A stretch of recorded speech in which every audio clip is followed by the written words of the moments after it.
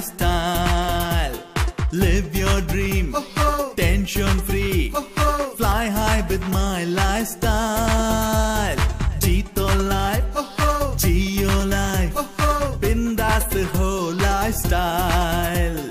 सपनों को जीना है. Come and join my lifestyle. বন্ধু বান্ধৱীসকল আপোনালোকক সকলোকে মোৰ নমস্কাৰ. Good evening friends. মই আজি আপোনালোকৰ আগত অলপ কথা ক'ব বিচাৰিছোঁ আমাৰ ইণ্ডিয়া এগ্ৰো ব্ৰেণ্ডৰ জৈৱিক সামগ্ৰীসমূহৰ বিষয়ে. কাৰণ বৰ্তমান পৰিস্থিতিত কৃষিৰ ক্ষেত্ৰত জৈৱিক সামগ্ৰীৰ ব্যৱহাৰ অতি আৱশ্যকীয় হৈ পৰিছে. কাৰণ যোৱা ৩৫ বছৰৰ পৰা আমাৰ খেতিয়ক ৰাইজে অতি বিষাক্ত ৰাসায়নিক সাৰ আৰু কীটনাশক দ্ৰব্য মাইক্ৰনিউট্ৰিয়েণ্ট আদি ব্যৱহাৰ কৰি থকাৰ ফলত একে লেঠাৰিয়ে বিষ মাটিত ব্যৱহাৰ কৰাৰ ফলত আমাৰ মাটি ওপৰৰ পৰা প্ৰায় ১ ফুটমান মাটি বিষাক্ত হৈ গৈছে. যেনেকুৱা মানুহৰ ক্ষেত্ৰত কেঞ্চাৰ সৃষ্টি হয় তেনেকুৱা মাটিৰো কেঞ্চাৰৰ পৰ্যায়ত অৱগুণবিলাক সোমাইছে. সেই অৱগুণ মিশ্ৰিত মাধ্যমত যি শস্য উৎপাদন হয় সেইবিলাক বিষ মিশ্ৰিত ফসল হিচাপে আমাৰ আগত আহি আছে আৰু সেইবিলাকে আমি ব্যৱহাৰ কৰাৰ ফলত এই বিষৰ অন্তৰ্ভুক্তি আমাৰ শৰীৰত ঘটিছে. যাৰ ফলত নহ'বলগীয়া বেমাৰ যেনেকুৱা পেটৰ বিষ, গেছৰ প্ৰব্লেম, পেটৰ অসুখ, চুলি আগতীয়াকৈ পকা, হাৰ্টৰ বেমাৰ, কেঞ্চাৰ পৰ্যন্ত বেছি হৈ আছে আৰু মানুহৰ আয়ুসো কমিছে. এইবিলাক মই কোৱা কথা নহয়, বৈজ্ঞানিকসকলে ইতিমধ্যে পৰীক্ষা নিৰীক্ষা কৰি বস্তুখিনি দৃষ্টিগোচৰ কৰিছে. তো ইয়াৰ পৰিণতিত কেন্দ্ৰীয় চৰকাৰে আজিৰ পৰা ১৮ বছৰ আগত ১২জন গভৰ্ণমেণ্ট ৰেজিষ্টাৰ্ড চাইণ্টিষ্টক দায়িত্ব দিছিল যে তেওঁলোকক নিৰ্দেশনা এনেকুৱা দিছিল যে ইণ্ডিয়াক জৈৱিক কৃষিলৈ ইণ্ডিয়াক পৰিণত কৰিব কেমিকেল এগ্ৰিকালচাৰৰ পৰা. তো ৰাসায়নিক সামগ্ৰীবিলাক চৰকাৰে বেন কৰিব. ৰাসায়নিক যিবিলাক বিষাক্ত বস্তু আছে সেই বস্তুবিলাক লাহে লাহে উঠাই দিব আৰু ইয়াৰ কাৰণে ২-২.৫ বছৰ ৩ বছৰৰ ভিতৰত কমপ্লিট খেতিৰ প্ৰচেছটো অৰ্গেনিকলৈকে কনভাৰ্ট কৰিব. যাৰ ফলত আজি যি ৰাসায়নিক সাৰ খেতিয়কে পাই আছে সেই ৰাসায়নিক সাৰ ক্ৰমান্বয়ে চৰকাৰে কমাই দি আছে. এতিয়া 50% ৰাসায়নিক সাৰেদি কাম কৰি আছে, খেতিয়কৰ মাজত ৰিলিজ কৰিছে, যিটো ডে বাই ডে আৰু কমাই আনিব আৰু ২.৫-৩ বছৰৰ ভিতৰত টোটেলি নোহোৱা কৰি দিব আৰু জৈৱিক বস্তুৰ ইয়াতে সমাৱেশ ঘটিব আৰু যাৰ কাৰণে খেতিয়কৰ হাতত উপযুক্ত জৈৱিক বস্তু যোগান ধৰিবলৈ এই বৈজ্ঞানিকসকলে গৱেষণা কৰি ইতিমধ্যে সেই সামগ্ৰী উদ্ভাৱন কৰিছে, যিবিলাক দেশীয় আন্তৰ্দেশীয় উন্নত মানৰ প্ৰডাক্ট আৰু যিবিলাক খেতিয়কে আজি প্ৰায় অসমৰ বাহিৰে বাকী ষ্টেটবিলাকত যোৱা ৩-৪ বছৰ ব্যৱহাৰ কৰি আছে আৰু অসমত সৰ্বপ্ৰথম আমাৰ খেতিয়কে ব্যৱহাৰ কৰা শুৰু কৰিছে আৰু ব্যৱহাৰ কৰি ভাল ৰিজাল্ট পাই আছে. কিন্তু বস্তুখিনি নতুন আমাৰ খেতিয়কে আগতে দেখাও নাছিল, যাৰ কাৰণে ইয়াৰ লগত আমাৰ খেতিয়কসকলক বস্তুটোৰ পৰিচয় কৰাব লাগিব, ইয়াৰ গুণাগুণৰ বিষয়ে অৱগত কৰিব লাগিব. তেতিয়া সহজেই ৰাসায়নিক সাৰ ব্যৱহাৰ নকৰাকৈও যে শস্যৰ উৎপাদন বঢ়াব পাৰি সেই বিষয়ে তেখেতসকলক উপযুক্ত শিক্ষাটো খেতিয়কৰ মাজত যেতিয়া প্ৰচাৰ কৰা যাব তেতিয়া চৰকাৰৰ যিটো উদ্দেশ্য মেইনলি সেই উদ্দেশ্যত চৰকাৰ সফল হ'ব. ভূঅস্ত্ৰ, ইয়াৰ নাম হৈছে ভূঅস্ত্ৰ. ২ কেজিৰ পেকেট ৩ বিঘা যায়. এতিয়া এই ভূঅস্ত্ৰটো যেতিয়া মাটিত প্ৰয়োগ কৰা হয়, ভূঅস্ত্ৰ মাটিত প্ৰয়োগ কৰা মানে আমাৰ যিটো মাটিৰ গুণাগুণ নষ্ট হৈ গৈছে, মাটিৰ যিটো সৰলতা, মাটিৰ যিটো প্ৰাকৃতিক উৰ্বৰতা সেইটো আজি সম্পূৰ্ণৰূপে নষ্ট হৈ গৈছে, ধ্বংস হৈ গৈছে. তো মাটিত ৰাসায়নিক সাৰ নিদিলে একো নহয়, এনেকুৱা এটা পৰ্যায় হৈছে. মাটিত পানী ধাৰণ ক্ষমতাটো কমি গৈছে, যাৰ ফলত বেছিকৈ ইৰিগেশ্যন লগা হয়. মাটিত বেছিকৈ কেমিকেল জমা হোৱাৰ ফলত আমাৰ পোক আৰু ৰোগৰ উপদ্ৰৱ বেছিকৈ হৈছে, যাৰ ফলত খেতিয়কৰ খৰচটোও বেছি হৈ আছে. তো ভূঅস্ত্ৰ যেতিয়া মাটিত প্ৰয়োগ কৰা হ'ব, মাটিৰ প্ৰাকৃতিক যিটো সাৰ হেৰাই গৈছে সেই প্ৰাকৃতিকভাৱে সেই সাৰটো মাটিৰ মাজত আকৌ আহিবলৈ শুৰু কৰিব. দ্বিতীয় হল মাটিৰ পানী ধাৰণ ক্ষমতাটো বঢ়াব, যাৰ ফলত ইৰিগেশ্যন সংখ্যাটো কম লাগিব, খেতিয়কৰ ধন সময় এইবিলাক বাচিব, কম লাগিব। তৃতীয় হ'ল আমাৰ মাটিক প্ৰাকৃতিকভাৱে সাৰুৱা কৰাৰ কাৰণে কেঁচু আৰু অনুজীৱ কিছুমান সূক্ষ্ম চকুৰে দেখা নাযায় এনেকুৱা কিছুমান জীৱ আছে মাটিত, যিসকল পোক কৃষকৰ বন্ধু পোক বুলি কোৱা হয়। আমাৰ কেমিকেল ব্যৱহাৰ কৰাৰ ফলত সেই বন্ধু পোকবিলাক মৰহি গৈছে, সংখ্যা কমি এনেকুৱাভাৱে সংখ্যা নষ্ট হৈ গৈছে, কমি গৈছে যে মাটিৰ প্ৰাকৃতিক সাৰ প্ৰদানকাৰী সেই বন্ধু পোকবিলাকৰ সংখ্যা আমাৰ ভূবস্ত্ৰ যেতিয়া আমি মাটিত ব্যৱহাৰ কৰিম তেতিয়া সেই বন্ধু পোকৰ সংখ্যাটো বাঢ়িব আৰু ক্ষতিকাৰক যিবিলাক পোক আছে, শস্যৰ ক্ষতি কৰা পোক, যেনেকুৱা উইচিৰিঙা, যেনেকুৱা ঘুগুৰা পোক, যেনেকুৱা আমাৰ ইন্দুৰ, তেনেকুৱা আৰু ঘূণ পোক, এনেকুৱা ধৰণৰ শামুক, এনেকুৱা অজস্ৰ পোক আছে যিবিলাক আমাৰ শস্যৰ ক্ষতি কৰে, মাটিত থাকে। তো তেনেকুৱা পোকবিলাকৰ পৰা শস্য সিঁচাৰ পৰা কাটালৈকে পোকৰ পৰা সুৰক্ষা দিব ভূবস্ত্ৰই। আকৌ ভূবস্ত্ৰই আৰু এটা কাম কৰে যে আমাৰ যি ৰাসায়নিক সাৰ খেতিয়কসকলে ব্যৱহাৰ কৰে তাৰ মাত্ৰ 20% ৰাসায়নিক সাৰহে গছে শুহি ল'ব পাৰে, কিন্তু ভূবস্ত্ৰ ব্যৱহাৰ কৰাৰ ফলত যিখিনি ৰাসায়নিক সাৰ ব্যৱহাৰ কৰে সেই সাৰ গছে উঠাই ল'ব পৰাৰ ক্ষমতা 20%ৰ পৰা গৈ পেলাই 70-80%লৈকে বৃদ্ধি হৈ যায়। গতিকে আধা হাৰতেই বেছি শক্তি আহৰণ কৰিব পাৰে গছে, গতিকে গছ বলৱান হৈ ভাল শস্য দিয়ে। বন্ধু বান্ধৱীসকল, আমি অলপ গ্ৰ' মেজিক এডভান্সেনো আমাৰ খেতিয়কক কেনেকৈ সহায় কৰিব আমি সেই কথাত অলপ আলোকপাত কৰিম। এইটো হ'ল গ্ৰ' মেজিক এডভান্স। তো 100 গ্ৰামৰ পেকেট, এইটো 3 বিঘা এৰিয়া যাব, 3 বিঘাৰ কাৰণে। এই গ্ৰ' মেজিক এডভান্সটো যেতিয়াই আমাৰ কৃষক ৰাইজে ব্যৱহাৰ কৰিব,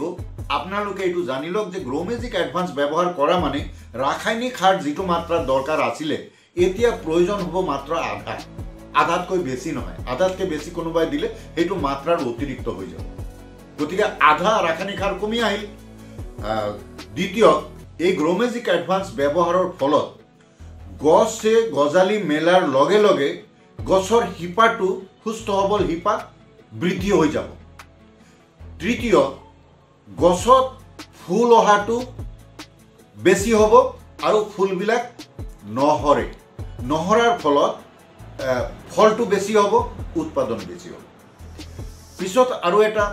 গুণ ইয়াৰ হ'ল যে যিখিনি শস্য উৎপাদন হ'ব তাৰ ৰং, সুগন্ধ, তাৰপিছত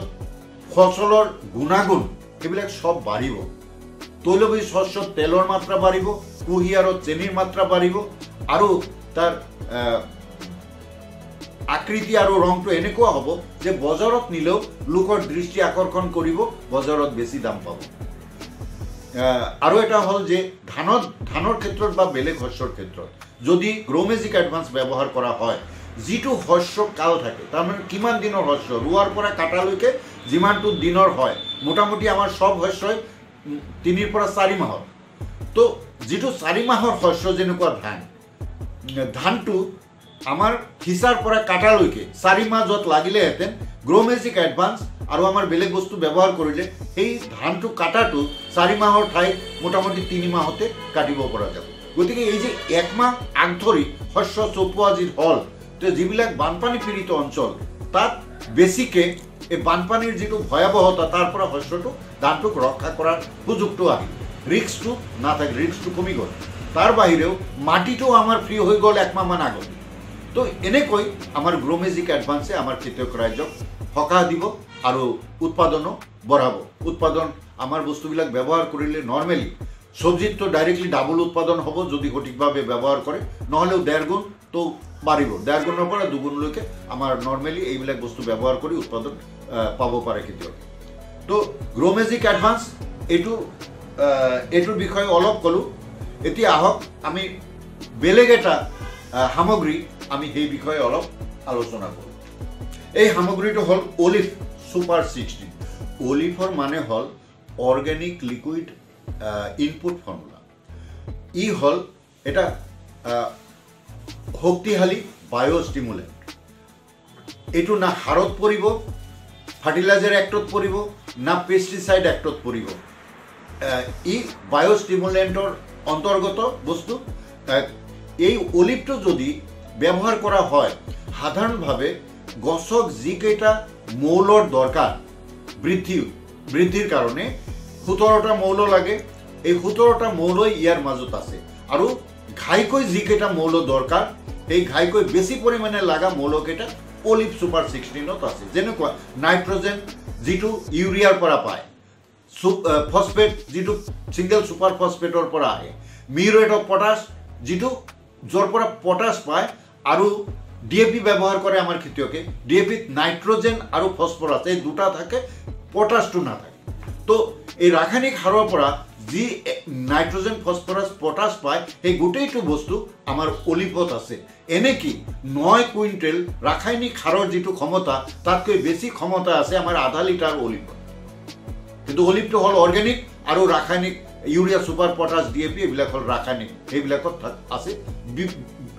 বিষ তো এইটো হল বিষ মুক্ত খেতিৰ কাৰণে অলিভটো অতিশয় দৰকাৰ অলিভে অকল যে পুষ্টিয়ে যোগান ধৰে গছক সেইটো নহয় ইয়াৰ বাহিৰেও গছে বৰ্তি থাকিবলৈ ভাল বৃদ্ধিৰ কাৰণে যিটো অতিৰিক্ত বেয়া পৰিৱেশ যেনেকুৱা প্ৰখৰ সূৰ্যৰ পোহৰ সূৰ্যৰ প্ৰখৰ ৰদ আৰু অতিৰিক্ত কম তাপমাত্ৰা যেনেকুৱা ঠাণ্ডাৰ দিনত গছে সহ্য কৰিব লগা হয় আকাশ যেতিয়া মেঘাচ্ছন্ন থাকে কুঁৱলী যেতিয়া পৰে সেই পৰিৱেশটো আমাৰ গছে সহ্য কৰিব নোৱাৰে যাৰ কাৰণে ব্লাইট হয় যাৰ কাৰণে গুৰি পচে মাজত পচে এই পচা ৰোগবিলাক হয় তো সেই পৰিৱেশত আমাৰ অলিভটো যদি ব্যৱহাৰ কৰে তেতিয়াহ'লে গছক সেই বেমাৰবিলাকৰ পৰা সহ্যগুণ ৰেজিষ্টেন্স পাৱাৰ গছক আনি দিয়ে আৰু অলিভ ব্যৱহাৰৰ ফলত আমাৰ বেমাৰ আজাৰ গছৰ 50%ৰ ওপৰত বেমাৰ আজাৰ এনেই কমি যায় পোকেও নধৰিব বেমাৰেও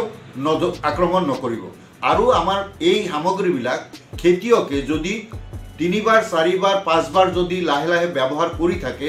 মাটিটোৰ এনেকুৱা এটা পৰ্যায় আহিব ৰাসায়নিক সাৰ এক দানা নোহোৱাকৈও গোবৰৰ সাৰ পচন সাৰ অলপ নোহোৱাকৈও খেতি কৰিলেও 1.5 গুণ উৎপাদন বাঢ়িব আৰু বেমাৰ আৰু পোকৰ উপদ্ৰৱ সম্পূৰ্ণৰূপে নোহোৱা হ'ব আমাৰ বেমাৰ আৰু পোক এই পৰ্যায়ত আমাৰ বস্তুবিলাক আছে তো ইয়াতকে আৰু খেতিয়কৰ কাৰণে ভাল বৰদান বুলি আশীৰ্বাদ বুলি আমি এইটো ক'ব পাৰোঁ যে ইয়াতকে আৰু ভাল আশীৰ্বাদ খেতিয়কৰ কাৰণে হ'ব নোৱাৰে কাৰণ যি দুষ্প্ৰভাৱত পৰি আছে এতিয়া আমাৰ খেতিয়ক একটো খৰচ বাঢ়ি আছে এই বস্তুবিলাক ব্যৱহাৰৰ ফলত আমাৰ কৃষকৰ শস্য উৎপাদনৰ খৰচটো আধালৈকে নামি আহিব মুঠতে কমিব আৰু প্ৰায় কিছুমানত আধালৈকে নামি আহিব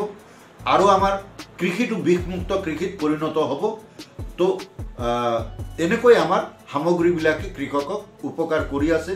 অসমৰ বাহিৰৰ ষ্টেটবিলাকত যোৱা 3-4 বছৰৰ পৰা ব্যৱহাৰ হৈ আছে আৰু অসমতো ইয়াৰ ব্যৱহাৰ শুৰু হৈছে তো আহক বন্ধুসকল এইবিলাক বস্তু ব্যৱহাৰ কৰি আপোনালোকে উপকৃত হওক তো আহক এতিয়া মই দুটা কথালৈ আপোনালোকক লৈ যাব বিচাৰিছো খালি অলপ কথাৰে মই শেষ কৰিম তো বন্ধু বান্ধৱীসকল আপোনালোকে চাওক এমআই স্প্ৰে বোলা এটা বস্তু আছে MI spray plus MI spray প্লাছটো ক'ত ব্যৱহাৰ হ'ব সেই বিষয়ে মই অলপমান এটা আভাস দিব বিচাৰিছো এমআই স্প্ৰে প্লাছটোৱে একাধাৰে কেইবাটাও কাম কৰে ই আঠাৰ কাম কৰিব যদি আমাৰ যিকোনো বস্তু যেতিয়া মিশ্ৰণ কৰি স্প্ৰে কৰিব লগা হয় মিশ্ৰণত আমি যদি এমআই স্প্ৰে প্লাছটো 15 লিটাৰ প্ৰতি মিশ্ৰণত 5-6 টোপাল দি দিওঁ তেতিয়াহ'লে ই আঠাৰ কাম কৰিব বৰষুণ হৈ গ'লেও দৰৱটো ধুই নাযায় দ্বিতীয় হ'ল ই স্প্ৰেডাৰৰ কাম কৰে মিশ্ৰণটো গছৰ য'তেই নালাগক কিয় গছৰ ডাল পাত যিবিলাকত মিশ্ৰণটো নপৰে তালৈকেও বস্তুটো দৰৱটোক লৈ যাব কাৰণ গছটো ওপৰে তলত গোটেই ভিজাই দিব তাৰ লগত এই উপযুক্ত দৰৱটো সকলোতে মিহল হৈ যোৱাৰ ফলত আমাৰ কামটো খেতিয়কৰ বেছি হয় পোক বা ৰোগৰ ক্ষেত্ৰত তাৰপিছতে এটা কাম আছে ই পেনিট্ৰেটৰৰ কাম কৰে যিটোৱে দৰৱ স্প্ৰে কৰা হয় দৰৱটোক গছৰ ভিতৰত তৎক্ষণাত সোমাই দিয়া কামটো কৰে ই এক্টিভেটৰৰ কাম কৰিব যি দৰৱ স্প্ৰে কৰা হয় সেই দৰৱৰ কাৰ্যক্ষমতা ডাবল কৰি দিব ই আৰু এটা কাম কৰিব যেতিয়া লিটাৰ প্ৰতি আধা মিলিলিটাৰ হিচাপে MI স্প্ৰে প্লাছটো মিশ্ৰণটো বনাই ব্যৱহাৰ কৰা যাব তেতিয়া ই হৈ গ'ল উইডিচাইড মানে ঘাঁ মৰা দৰৱ নিৰণি খৰচ কমি গ'ল তাৰপিছত আৰু এটা ফাংচন ইয়াৰ আছে আমি যদি 2 হুইলাৰ বা 4 হুইলাৰত যদি ব্যৱহাৰ কৰোঁ পাৰ লিটাৰ 1 ml এইটো মাত্ৰাত দিলে ইয়াত মাইলেজ বাঢ়ি যাব তো এইকেইটা MI স্প্ৰে প্লাছৰ ফাংচন আমাৰ MI স্প্ৰে প্লাছটো সকলো ক্ষেত্ৰতে আমাৰ খেতিয়ক ৰাইজে ব্যৱহাৰ কৰিব পাৰে ভেহিকুলৰ ক্ষেত্ৰত আমাৰ এইটো ব্যৱহাৰ হৈ আছে আৰু যিবিলাক চব্জি লেৰেলেজিয়ৰ চব্জি আছে তেনেকুৱা চব্জিবিলাকত যদি ইয়াৰ স্প্ৰে কৰা যায় তেতিয়াহ'লে দেখা যাব 15-20 মিনিটৰ ভিতৰত চব্জিখিনি শুকাই যোৱা চব্জিখিনি আকৌ সতেজ হৈ উঠিব তো এইবিলাক যিসকলে ফুলৰ ব্যৱসায়ী আছে তেওঁলোক যিসকল চব্জিৰ ব্যৱসায়ী আছে তেওঁলোকৰ এইটো কামত আহিব তো এনেকৈ এই বস্তুটো আমাৰ বহুমুখী কাৰ্যক্ষমতা আছে ইয়াৰ পিছত মই আমাৰ MI স্প্ৰে প্লাছত আৰু এটা খুব দৰকাৰী ক্ষমতা এটা আছে সেইটো হ'ল কি আমাৰ পানীলাও ৰঙালাও এইবিলাকত যে পটল এইবিলাকত আপোনালোকে জানে অমিতা এইবিলাকত মেল ফ্লাৱাৰ ফিমেল ফ্লাৱাৰ থাকে তো মেল ফ্লাৱাৰততো ফল নাহে আমি সকলোৱে জানো কিন্তু এইবিলাকত যদি আমি MI স্প্ৰে প্লাছটো স্প্ৰে কৰোঁ তেতিয়াহ'লে দেখা যাব যে আমাৰ মেল ফ্লাৱাৰতো ফল আহিব আৰু যাৰ ফলত আমাৰ উৎপাদন বাঢ়ি যায় আৰু লাও যিসকলে কৰে তেওঁলোকে স্প্ৰে কৰিলে পটল যিসকলে কৰে তেওঁলোকে এইটো স্প্ৰে কৰিলে ইয়াৰ সুফলটো পাই যাব হাতে কামে তো এইটো এটা ভাল চাইড যিসকল আমাৰ খেতিয়ক ৰাইজ তেওঁলোকে এনেকুৱা কথা মই ভাবোঁ আগতে শুনা নাই যিটো প্ৰেক্টিকেলি আপোনালোকে ব্যৱহাৰ কৰি পাব আপোনালোকে মই ভাবোঁ আপোনালোকে ইয়াৰ দ্বাৰা উপকৃত হ'ব আৰু গ্ৰহণ কৰা উচিত